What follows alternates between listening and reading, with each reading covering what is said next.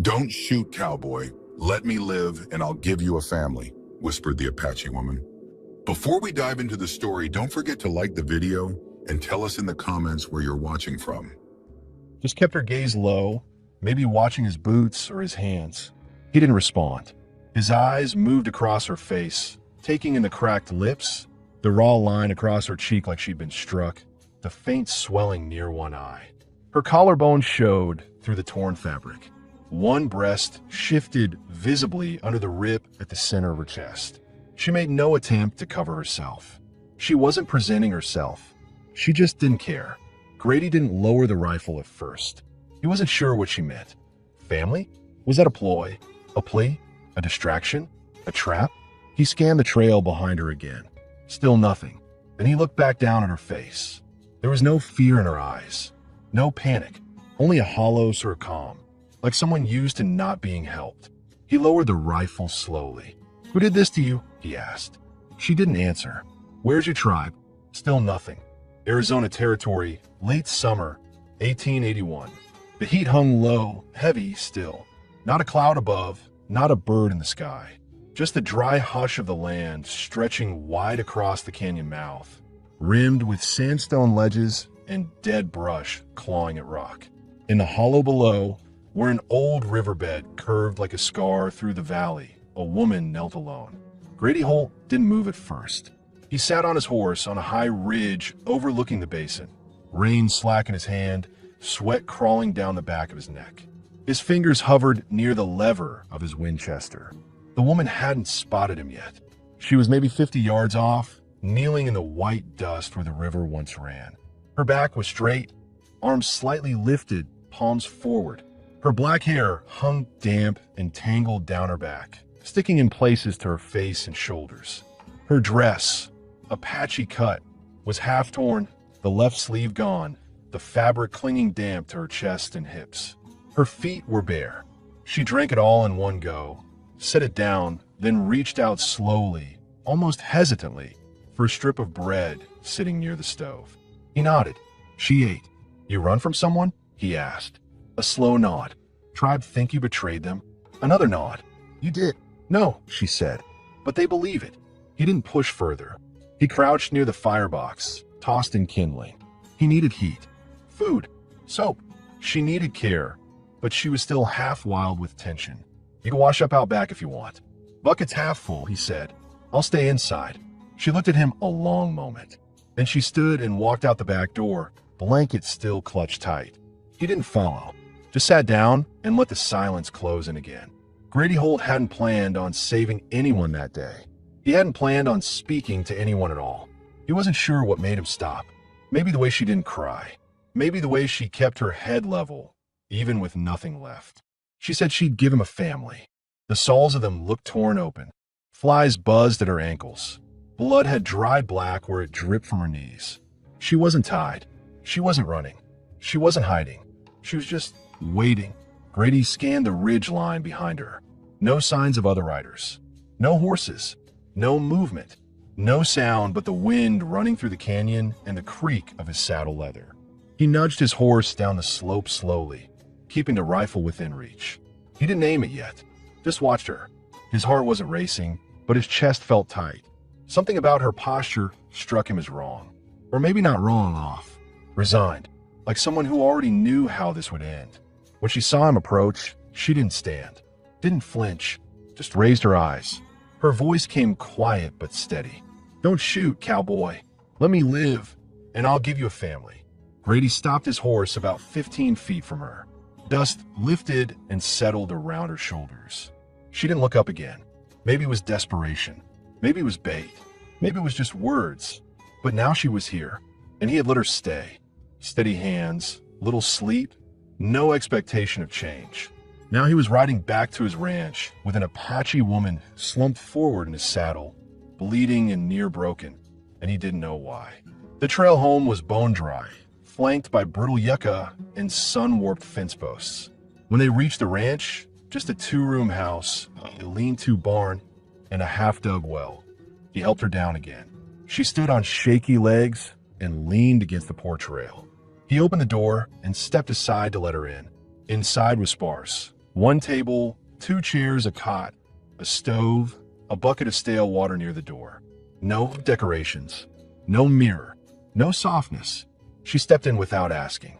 He watched her eyes scan the room. She didn't seem surprised by the simplicity. He pointed to the chair by the table. "Sit." She did, slowly.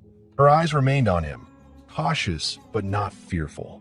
He filled a cup with water from the bucket and set it in front of her, gauging if he was lying. "What's your name?" he asked. She hesitated. Then Suma. "Grady," he said. "Can you stand?" She tried. Her knees buckled. He stepped forward and caught her by the waist. She froze when he touched her, but didn't pull away. Her skin was hot, not in a way that felt healthy. "You're burning up," he muttered. She mumbled something in her own tongue. Her weight pressed into him for just a second before she caught herself. He helped her to the horse and lifted her into the saddle. She gritted her teeth the whole way, but didn't cry out. He mounted behind her and turned toward the pass that led back to his homestead. Grady Holt had been a scout during the war. He'd buried his wife and infant son 6 years earlier. Both lost to fever in the same week. Since then, he hadn't taken company, didn't go to church, didn't drink, just worked the land day by day, kept to himself, and spoke only when necessary. Some men hardened over time. He had gone quiet instead. He stared at her for a moment longer, then swung down from the saddle and hitched his horse to a stump nearby. His knees cracked as he stepped down. He'd been riding for hours, heading home from trading salt pork and flour out east. He hadn't planned to stop, but now this. She was young, 20s maybe. Her body wasn't frail, but it was worked over. Sunburned, scratched, hungry looking. Her hands were calloused, nails broken. She'd been walking for days, maybe more. He reached into his saddlebag and pulled out a wool blanket, frayed at the edges. Walked toward her slowly. Her eyes followed him the entire way, but she didn't back away or look afraid. He stopped a few feet from her. "I'm not going to hurt you," he said. She didn't nod, didn't thank him, just kept still. He knelt down and draped the blanket over her shoulders. She pulled it around her with one quick motion, hands trembling slightly as they gripped the edges. He could feel her watching his face now, measuring him. Suma didn't speak much the first night. She washed quietly behind the house using the cold water from the half-filled bucket, her hands shaking slightly as she splashed it over her arms and neck. Grady stayed inside. He kept his back to the door and pretended to focus on stacking firewood near the stove, but his ears picked up every shift of the bucket, every small gasp she made when the water hit her raw skin. When the back door opened again, he looked only once. She had pulled the blanket tight over herself again, her wet hair hanging down her back, her skin looking darker now that the dirt had been stripped away. She didn't smell like death anymore. She smelled like wind and earth. He laid out a folded wool blanket and a thin mattress near the fireplace and pointed at it. She nodded and moved slowly across the room, sitting down with her knees drawn up under the blanket. He didn't ask if she needed anything else. Grady sat by the window with his rifle resting upright, keeping his usual routine, quiet, watchful. But tonight he was aware of her in a way that wasn't routine. She wasn't an intruder. She wasn't company. She was just there. Before long, he heard her breathing shift. Not asleep, not restful either. She was waiting for something, or fearing something. Grady didn't try to make her talk. He turned the lamp low and let the house fall into the kind of silence he was used to, thick, patient, familiar. In the morning, before the sun came over the ridge, he opened the front door to let the cool air in. She was already awake, sitting cross-legged, watching him. He nodded once. "There's coffee." She didn't move. "Food's light. Can fry eggs later. You eat meat." "Yes." He poured coffee into a tin mug, set on the table. She stood, slow and stiff, and walked toward it. Her legs still trembled. She sipped carefully. Steam rose against her face.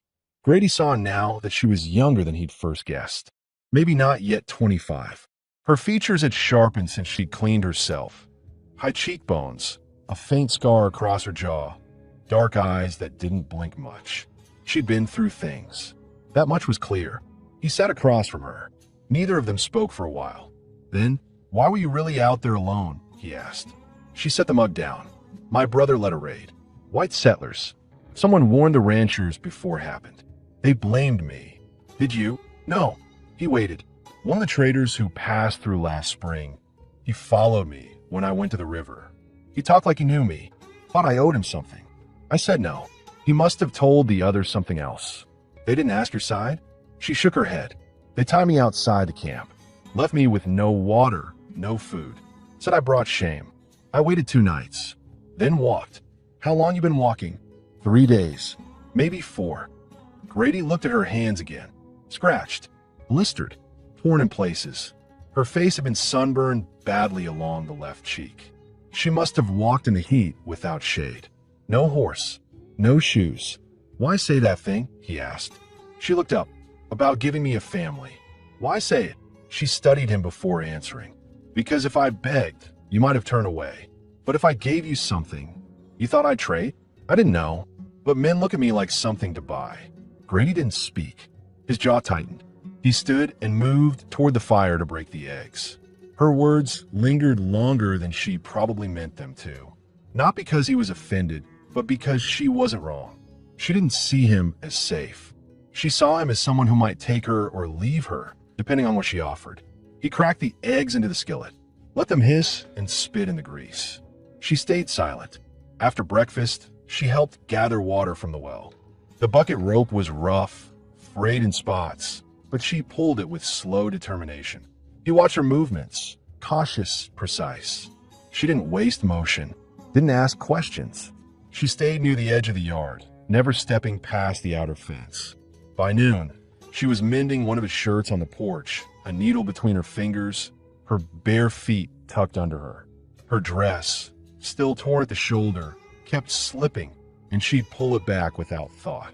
Grady saw the curve of her collarbone each time, the edge of her chest visible beneath the blanket, now tied around her waist like a shawl. He didn't look long. He was a man who hadn't touched a woman in 6 years. But what stirred in him wasn't lust, it was awareness. The way she kept moving forward, the way she didn't ask for pity. He stood fixing the fence near the barn and glanced toward her only once every while.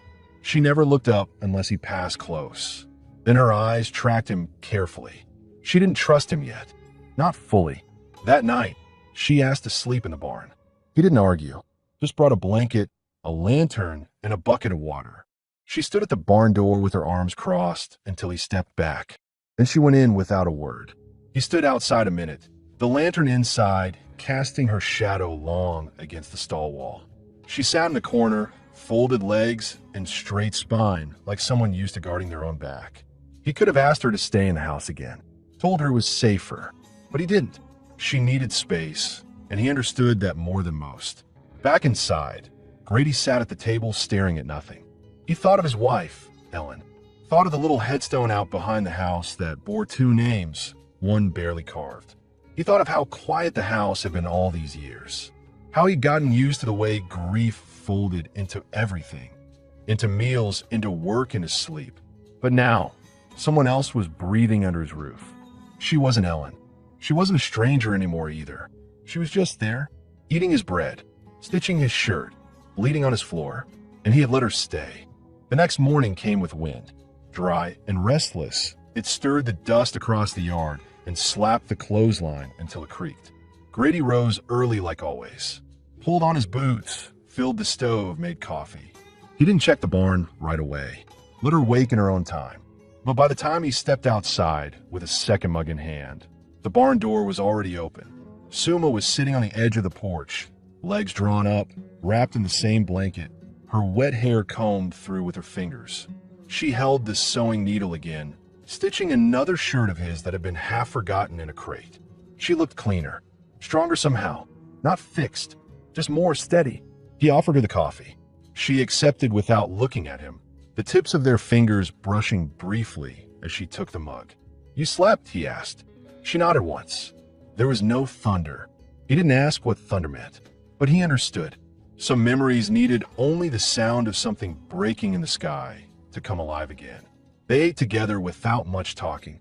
The silence between them wasn't empty. It was functioning. She passed him things without asking. He refilled her plate without comment. A rhythm was forming, unspoken but understood. Later that morning, while repairing a fence post near the back pasture, Grady noticed her shadow before he heard her approach. She carried a small sack of nails and a hammer, her stride uneven, still limping from her torn feet. She didn't say anything, just set the tools down and crouched beside the post. When he looked at her, she met his gaze only for a second, then began pressing dirt around the base. He didn't stop her. After an hour, she wiped sweat from her brow, breathing hard. He offered her water.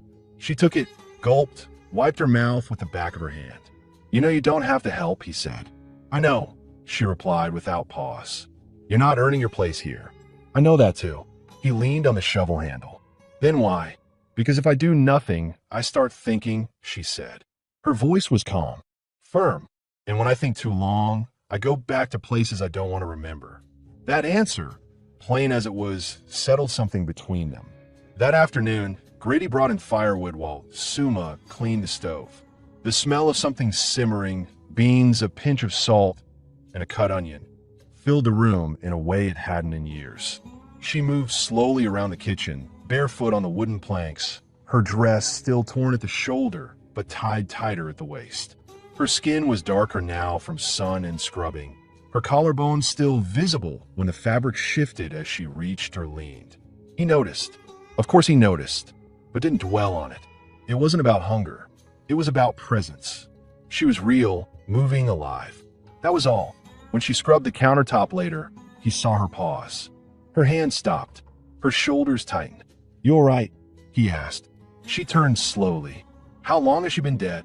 Grady's chest felt like it locked up for a second. 6 years, he said after a pause. "Was she sick?" "Fever took her." "And the baby?" Suma nodded once, then turned back to wiping the wood. She didn't offer condolences, didn't pity him, but her silence felt like understanding, not avoidance. "Did you bury them?" she asked. "In the back. Stone with no names." "Why not names?" "I didn't want visitors," he said. "Didn't want reminders." Suma rinsed a rag in the basin, wrung it out. "Reminders find you anyway," she said. He didn't respond. That night, she didn't ask to sleep in the barn. She laid out her blanket near the hearth again. Grady sat at the table with his rifle across his knees, his routine unchanged. But when she lay down, her back wasn't to him this time. She lay on her side, facing the fire, hands tucked under her chin. He watched her chest rise and fall, listened to the soft rhythm of her breath. She wasn't asleep yet. Neither was he. He cleared his throat softly. "You plan on leaving?" She didn't move. "No," she said. "You can if that's what you want." "I know, but there's no one out there that wants me back. And I'm not ready to walk again." Another silence passed. Then, after a while, "You worried someone will come looking for you?" "They won't come to ask questions. Just to take." He nodded. "They come, I'll know it." And he looked over at her, his voice steady. "And I don't let what's mine be taken." Suma blinked once. Her face didn't change, but she didn't look away. A question lingered between them that neither said aloud. "What am I to you now?" It wasn't answered, but the moment didn't need it yet. The fire crackled. Outside, the wind had died. No coyotes howled. No owls called. For the first time in years, the ranch house didn't feel empty. Not even with only 2 people in it. And Grady didn't feel like a man waiting for the world to end anymore. Not tonight. By the 4th morning, the silence between them wasn't strained anymore. Suma had started moving through the house like she belonged in it. Not with arrogance, quietly, deliberately. She swept the floor in the morning without being asked. She washed what little linen they had and laid it on the fence to dry. She didn't linger in front of Grady, but she didn't avoid him either. There was a rhythm now. She seemed to understand the space, what to touch, what not to. She didn't go into the small back room where his wife once slept. She didn't ask about it. Grady watched her more often than he admitted to himself. The way she carried a bucket, careful not to spill a drop. The way her hips moved when she walked the dry patch behind the barn where she'd started planting something with her bare hands. He wasn't sure what, but he didn't stop her. That morning, she wore the same dress, but it had been repaired. The rip at the neckline was still wide, but she'd sewn part of it shut. Still, when she leaned forward to pick something from the ground or reached across the table, her cleavage remained exposed in a way that pulled his attention, even when he tried not to look. She didn't seem to notice, or maybe she didn't care. He told himself it wasn't about lust. And it wasn't. Not in the crude, easy way men talked about in town. It was more like noticing the presence of someone warm in a life that had gone cold. Something about how her body moved, firm, scarred, real, reminded him that this house, once dead quiet, was breathing again. Later that day, Suma brought in a basin of water and began washing herself at the edge of the porch, just outside the kitchen window. Grady was inside, sharpening a tool, when he caught the movement. Her back was to him, arms lifted to squeeze water through her long black hair. The wet strands clung to her bare skin. The blanket had slipped down around her hips, and the open top of her dress dipped low, exposing most of her back and sides.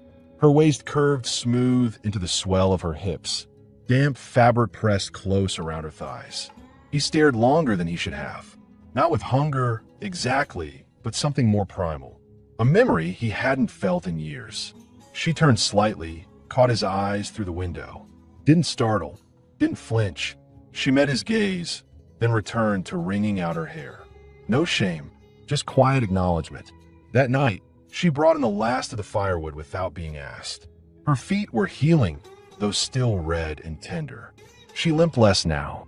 She no longer wrapped herself in the blanket indoors. They sat on the porch as the sky turned dark. Crickets chirped low in the brush. The stars came out behind the hill line, quiet and fixed. Suma spoke first. "Why don't you ever go into town?" He sipped from the tin cup in his hands before answering. "Ain't much there for me. You don't trade? Don't need anything. I go twice a season. Supplies. Tools. I don't linger. You afraid of people?" "No," he said, his voice firm. "I just stopped needing what they offer." She nodded.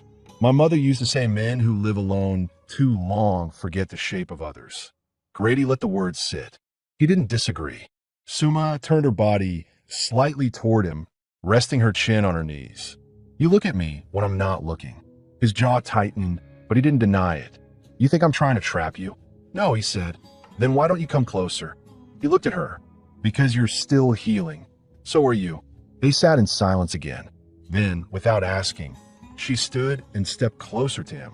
Her bare feet brushed the edge of his boot. He didn't move. Her hand reached out and rested on his knee. Not boldly, just steady. She watched his face. Grady's throat worked as he swallowed, eyes fixed on her. His hand rose, slow, uncertain, and rested gently on her wrist. That simple contact felt louder than anything that had passed between them before. She stepped closer. He didn't stop her. Their knees touched. Her voice was quiet. "I want you to kiss me." He hesitated, not because he didn't want to, but because it felt like the moment might break something if rushed. "I'm not a man who does things halfway," he said. "I'm not asking halfway." He leaned forward. Their lips touched, careful at first, then firmer. It wasn't rushed. It wasn't a possession. It was slow, real. His hand cupped the side of her jaw, rough thumb brushing her cheekbone. Her fingers curled around his shirt. Her body leaned into his, warm and certain. They didn't say anything after. She stayed beside him, her head against his shoulder as the wind picked up. Grady looked out over the darkened land. Something had shifted, not broken, not rushed, just shifted. In the quiet of the porch, under stars that had seen generations come and go, a man who had buried everything he loved and a woman who had been thrown away by everything she belonged to, sat close, alive, not alone. And for the first time in 6 years, he didn't want morning to come too quickly. The morning after the kiss, Grady woke earlier than usual. He sat up on the edge of the cot, staring at the floorboards as the pale blue light of dawn filtered through the cracked shutter. The coals in the stove were cold. The fire had burned out sometime after midnight.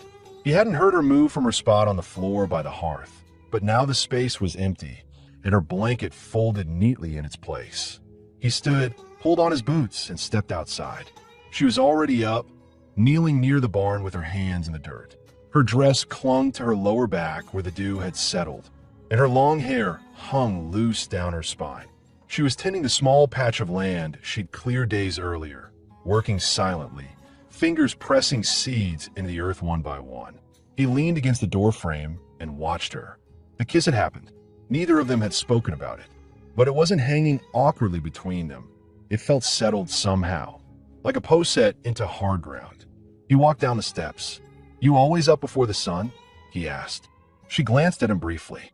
"When I was a girl, my mother said the day starts before your eyes open. If you wait, it gets ahead of you." He crouched beside her.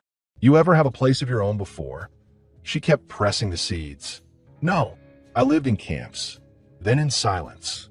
"You know what you're planting?" "Beans, I think, from your stores. I found them in a crate. They might take if we get enough water. I'll keep them alive," she said. He believed her. They worked together through the morning, clearing brush, hauling wood, repairing a leak in the barn roof. She never asked for help, but accepted it when he offered. She moved differently now, still guarded, but with a growing comfort in the space around him. Not trust yet, but nearness. Later, they ate beside each other on the porch. She peeled a boiled potato with her fingers, blowing on it now and then. He sliced through salted pork in slow, quiet motions. Neither of them said much, but both knew something was shifting. She finished first and wiped her hands on the hem of her dress. "When was the last time someone touched you?" she asked. Not cruelly, just plainly. Grady looked straight ahead. "Before my boy got sick. 6 years." He nodded. "You touch me careful," she said. He met her eyes. "You don't flinch now." She held his stare. That's why. There were no more questions after that. Only shared glances. Short touches. Mutual silence. But that evening, as the sun dropped low behind the hill, Grady heard the distant sound of hooves. Not from a main road. From the north ridge. Rough terrain. Hard to cross unless someone meant to. He stood, rifle in hand, eyes squinting toward the far slope. Suma stepped out of the house behind him, drying her hands on a cloth. She saw the shift in his stance, the way his head tilted. Her eyes followed his line of sight. She didn't speak, but her body stiffened. "How many men would come for you?" he asked quietly. "Maybe 3, maybe 5. Depends who sent them. Would they be white?" She hesitated. "One was, he lied to the tribe about me. You want proof I died? Or take me to sell?" Grady's jaw clenched. He scanned the trees again, then slowly turned back toward the porch. "You sleep inside tonight. Lock the door. I can fight." "I know," he said, "but this ain't your fight." "It became mine when I walked alone," she said, calm but firm. Their eyes locked. Neither of them looked away. Finally, he nodded. "All right then, but stay behind me." That night, he oiled the rifle and loaded 2 pistols. He sat by the window, eyes on the trail, ears tuned to every shift in the wind. Suma lay on the floor again, wrapped in a blanket, but this time closer to his feet than before. She didn't sleep right away. Neither did he. "Do you still believe I can give you a family?" she asked quietly in the dark. He looked down at her. Her face was half lit by the lamp, her hands folded over her chest. He thought about the empty room behind him, the one with the small wooden cradle that had never been used again, the one with the closed door. "I think," he said slowly, "you already started to." Suma turned her face toward the fire, said nothing more, but her hand reached across the floor and touched his boot, resting there lightly. He didn't move, and for the first time in years, Grady Holt felt something more than memory. He felt present, but in the distance the sound of hooves returned, closer now. Someone was coming, and they weren't coming for peace. The sound of hooves didn't fade. It grew steadier as the minutes passed, echoing off the rocks beyond the ridge. Grady rose from the chair, rifle in hand, and stepped onto the porch just as the last light slipped behind the hills. The sky above the yard had gone gray-blue, the kind that carried no warmth. He stood still and listened again. One rider, maybe 2, moving slow but deliberate. Behind him, the door creaked open. Suma stepped out barefoot, arms wrapped around her middle. Her eyes scanned the horizon. He turned to her, voice low. "You sure they'd come this far?" She nodded once. "If they know I'm alive, yes." He handed her a small pistol, his old Colt. "You know how to use it?" She checked the chamber without speaking, then held it tight. Grady didn't need more proof. They waited in silence at the edge of the porch. Then the first shape broke from the trees. A man on horseback, scruffy, older, a long rifle resting on his saddle horn.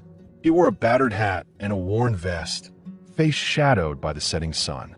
He slowed when he saw the house, then came to a full stop 30 yards out. Grady raised his voice. "You lost." The rider didn't answer right away.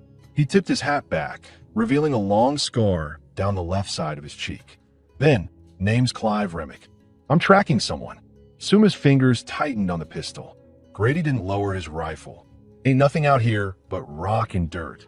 I ain't looking for land, Clive said casually. Looking for a girl. Apache, said to be traveling alone. Might have been seen near your trail a week back. Got a bounty on her. Some claim she was involved in settler deaths. Her tribe tossed her out. Grady's face didn't change. You think she'd end up out here? I think people go where they think no one will find him. But we always do. Suma stepped forward then, not out of cover, but close enough for her voice to carry. She didn't kill anyone. Remick blinked, slowly turned his head. Well now, you're either brave or foolish, miss. Grady spoke before she could answer. She's on my land. That makes her my concern. The rider tilted his head. You hiding her? Grady didn't blink. I'm not hiding anything, but you're not taking her. Remick spat to the side. You got no authority to block a bounty. I don't recognize bounties brought in by men who run women off cliffs for a few dollars. Silence. Long tense. Remick's jaw twitched. She worth more than you think, rancher. You're alone out here. Got no badge. No neighbors. I got enough bullets, Grady said. The man's hand drifted near his belt. Suma stepped forward. If you want me, take me. Don't make him fight for me. No, Grady said sharply, eyes still on Remick. You don't give yourself to filth like this. Remick's horse stepped sideways, restless. Grady shifted the rifle slightly. You take one more step, and I'll drop you where you sit. Clive looked at them both for a long moment. Then he grunted, pulled back on the reins. Ain't worth the mess tonight, but I'll be back, and I won't come alone. Grady said nothing. Just watch him ride off down the slope, his shadow shrinking in the growing dark. When the sound was gone, Grady lowered the rifle and turned to Suma. You all right? She nodded slowly. You didn't have to do that. Yes, I did, he said. You'd fight for me? I already am. They stood on the porch as the darkness thickened around them. Crickets resumed their song. The breeze returned, soft and cool. Suma looked at him, voice quiet. He'll come back. I know. She stepped closer, laid her hand on his chest. Then if there's a chance if I don't get to stay, I want to give something now. Grady stared down at her. Her face, the soft curve of her mouth, the trembling in her voice. She wasn't seducing him. She was offering herself with clarity. On her terms. Still, he hesitated. You sure? She nodded. You've seen everything. You didn't flinch. You didn't take. You stayed. I want this. Grady took her hand gently and led her inside. The door shut behind them. He didn't rush. He undid the buttons of her torn dress slowly, one by one. She let the fabric fall. Her skin was warm, her breath soft against his collarbone. She touched his jaw, his shoulder, then undid his shirt with careful fingers. They moved together on the bed, quiet, steady, no urgency. His hand moved over her body with reverence. She pulled him close, eyes open, lips parted. They didn't speak. Later, she lay against him, her head tucked into the hollow beneath his chin. Her fingers traced circles against his chest. Did you ever think you'd touch someone again? She asked. No, me either. They slept without fear for the first time in a long while. But both knew the quiet wouldn't last. Morning would come, and with it, the men who didn't believe in peace. Grady woke to silence, not the peaceful kind, but the kind that pressed heavy on the skin, as if the world was holding its breath. Beside him, Suma lay still, her hand resting over his heart. The blanket was pulled halfway down her bare shoulder, and her long black hair spilled across the pillow. He didn't move for a moment, just stared at the ceiling and listened. No wind, no birds, no distant hoofbeats yet, but something was off. He rose carefully without waking her, dressed quickly, and stepped outside.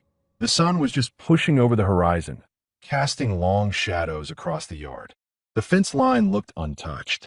The livestock moved lazily in the far pen, but he still felt it. The same feeling he'd known out on scout missions, right before a group was about to be ambushed. He checked the barn first, then circled behind the house toward the ridge. That's when he saw it, tracks, for maybe 5 sets.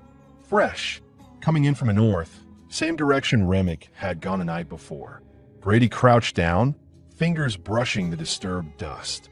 Heavy boots, spurs. At least one horse had been tied nearby. Whoever they were, they'd stopped short of the house. Scouts maybe, watching. He stood and scanned the ridge. Nothing yet, but they were close. Close enough to be planning. He went back to the house.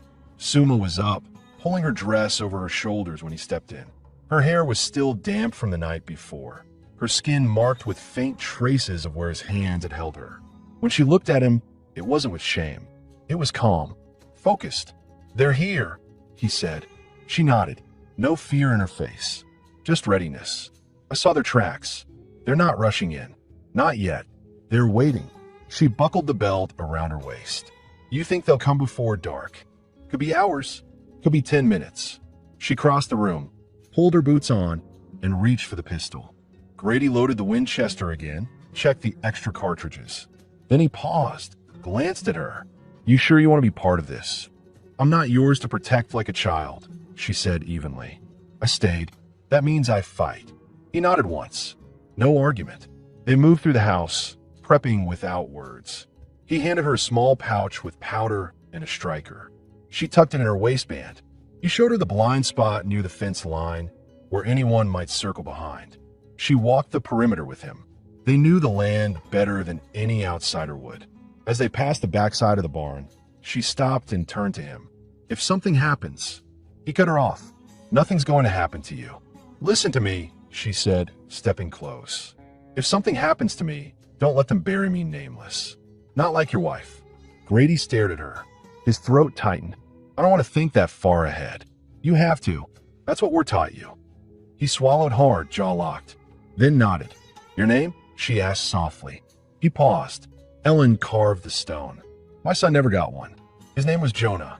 She reached up, touched his jaw. "If I die, say my name once. Then forget the pain." He didn't answer, just pulled her into him and held her for a long minute. Then they separated and took their places. By mid-morning, the first figure appeared. Clive Remick again. Same scar, same hat. This time he had 3 other men with him. 2 road mules, one a buckskin stallion. They stopped just outside the yard, rifles visible. Grady stepped out onto the porch, shotgun slung low, Winchester held loose but ready. Remick grinned. "I told you I'd be back. You brought help. Guess you didn't think you could handle me on your own." One of the men behind him laughed. Another spit and unhooked his rifle. "We're not here to argue." "Holt," Remick called. "That woman ain't yours. She's wanted. Bounty's real. Let her go, and we ride out clean." Suma stepped out beside Grady, pistol in her hand. "She's with me," Grady said, "and she ain't going anywhere." One of the riders muttered something in Spanish. Another cocked his weapon. Grady didn't flinch. "I bury men right here when they push me." Remick's smile faded. "You really want to die for an Apache woman?" "She ain't yours to take," Grady said. "She ain't a bounty. She's a person. You touch her?" Remick asked, his voice sharper now, mocking. "Is that what this is?" Grady didn't answer. His eyes locked on Remick's, steady and hard. "I said," he repeated, "she's not yours." Then a shot rang out from the man on the left. It hit the post near Grady's feet. Grady raised the rifle instantly, fired once, and dropped the shooter from his saddle. The other 2 scattered. Suma fired once, forcing one back behind a stump. Remick ducked and rolled off his horse, crawling behind cover. The yard turned silent again, except for the shallow breaths of animals and the wind cutting low. Grady waited. The others didn't fire again. Then Remick's voice came from the trees. "You made your choice, Holt. This ain't over." They retreated. The dust settled. Grady lowered the rifle. Suma stood still, her pistol pointed, hand shaking only slightly. "You all right?" he asked. She nodded. He stepped forward and placed his hand on hers. Lowered it gently. "It's done for now," he said. She looked up at him. Her voice was steady. "We need to bury him." They did, just past the fence line. No stone, no name. That night, Grady took her hand as they sat on the porch, both of them quiet. Her hand fit in his without effort. "You still want to stay?" he asked. She didn't hesitate. "This is the first place I ever fought to keep." He looked out over the dark horizon. "You're not going to have to fight alone anymore," he said. And in that moment, neither of them said it, but they both knew it now. They had already become a family. Not from blood, not from promise, but from the choice to stay. The next days passed without gunfire, but not without tension. Grady and Suma didn't speak much about the standoff. They buried the man without ceremony, burned the bloodied saddle behind the barn, and stayed close to the house. Each morning, Grady scanned the northern ridge with his scope. Each night, Suma placed the pistol beneath her pillow. The others hadn't returned yet, but both of them knew that wasn't the end. Remick was the kind of man who carried grudges, and he wouldn't forget being turned away or losing one of his own.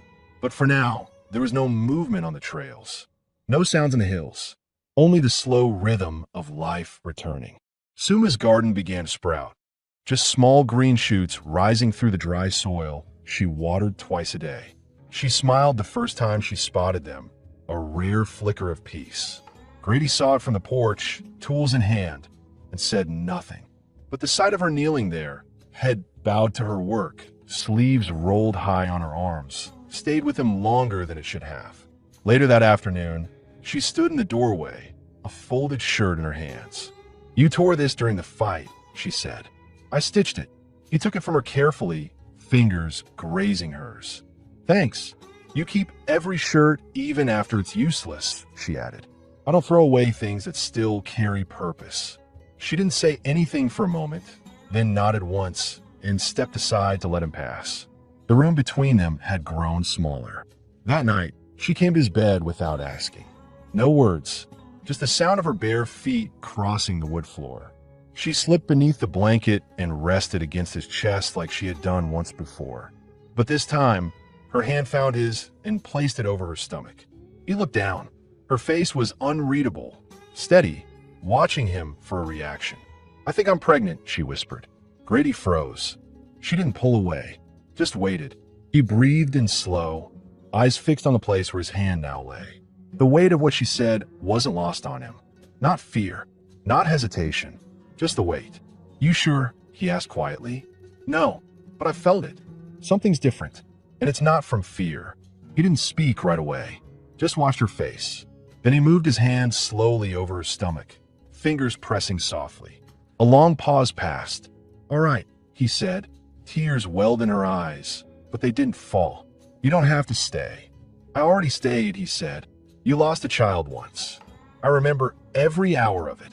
So this is mine too," he said. "Ours." She closed her eyes then and buried her face into his chest. His arm came around her back, slow and solid. They lay like that the rest of the night. The next morning, Grady rose early. He went outside and looked toward the ridge, toward the north trail, and then farther. The world beyond was the same, rough, wide, dangerous. But he didn't feel the pull of it anymore. Everything he needed was inside those four walls. Suma was standing at the stove when he came back in, bare feet on the floorboards, stirring something in the pan. Her hair was tied back, her body wrapped in a shawl, the swell of her chest still visible beneath the fabric. She turned and saw him watching. "What?" she asked, but with a faint smile.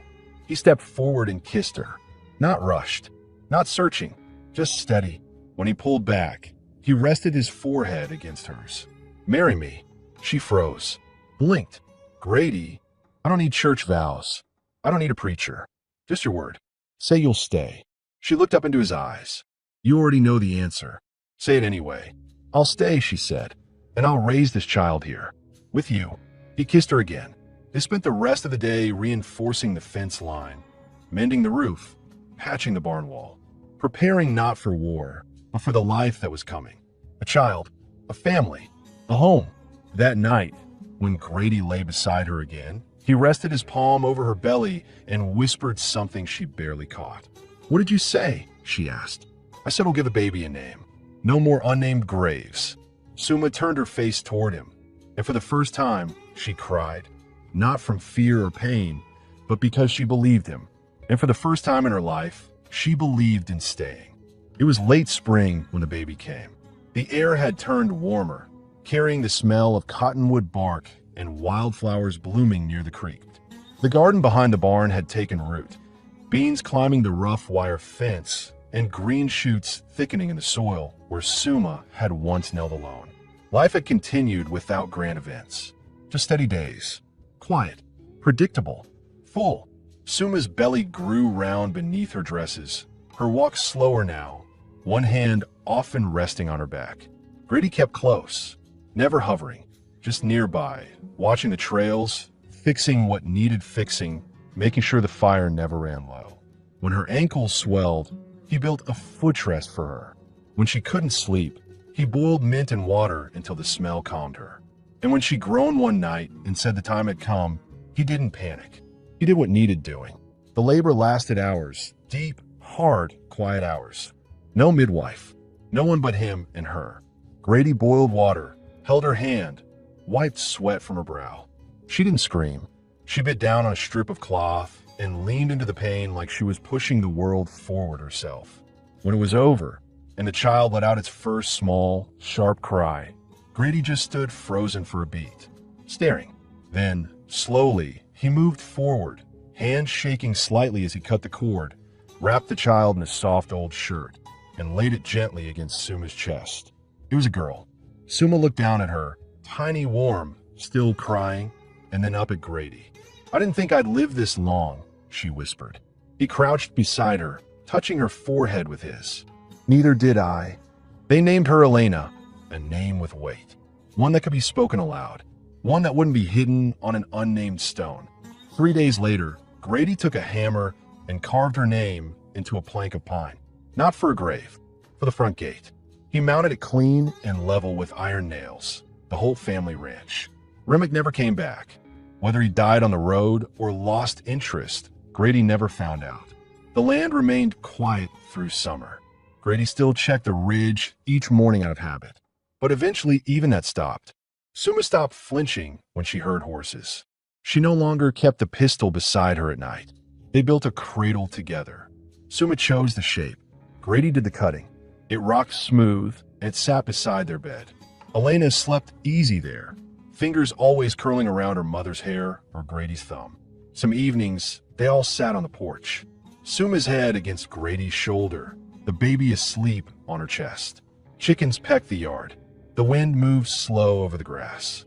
The same wind that once brought fear now brought nothing but air. One evening, as the sun dipped behind the ridge, Suma spoke. "You never told me why you stopped living after they died."